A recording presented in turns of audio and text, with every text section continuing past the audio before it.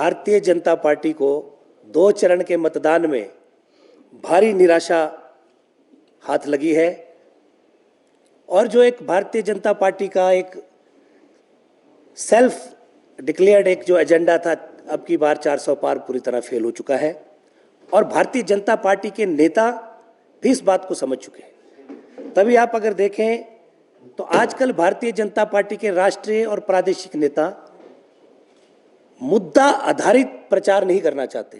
वो मुद्दों से हटकर प्रचार धर्म के नाम पर और जातियों के नाम पर ले जाना चाहते हैं।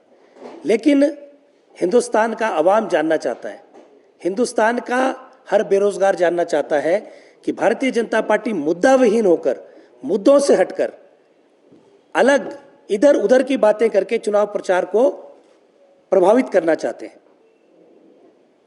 जैसे जैसे चुनाव प्रचार आगे बढ़ रहा है, भारतीय जनता पार्टी बहुमत से दूर होती जा रही है और इस बात का आभास उनके नेताओं को भली भांति है।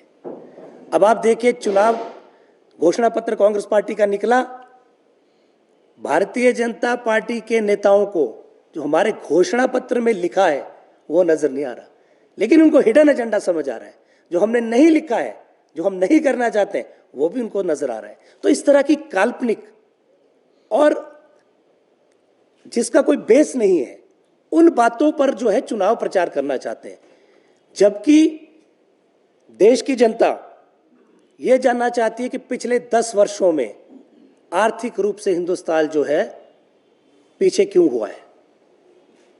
आपको याद होगा, भारतीय जनता पार्टी जब सत्ता में आई थी 10 वर्ष पहले, तो महंगाई और बेरोजगारी इनके 2 मुख्य मुद्दे थे। तो आप बताइए, क्या महंगाई पर आज ये लगाम लगा पाए? आज पेट्रोल और डीजल की कीमतें देखिए। और देश के प्रधानमंत्री हमेशा कहा करते थे, जब ये प्रधानमंत्री नहीं थे, विपक्ष में थे, कि जब रुपया गिरता है तो हिंदुस्तान की इज्जत गिरती है। आज क्या प्रधानमंत्री महोदय देश को बताएंगे कि आज रुपया जो है डॉलर की अपेक्षा में कहां खड़ा हो रहा है? 83 पॉइंट समथिंग आज तक के अपने निम्नतम स्तर पे रुपया आ चुका है। तो क्या भारतीय जनता पार्टी के लोग देश को बताएंगे कि ये कैसे हुआ है, इतना बड़ा डिबेकल कैसे हुआ? और पूरी तरह पोज हो रही है।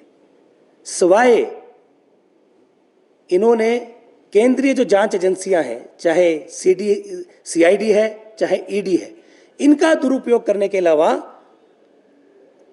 कोई भी इनके पास प्रचार का साधन नहीं था। और आज पूरे देश के अंदर भय का माहौल है।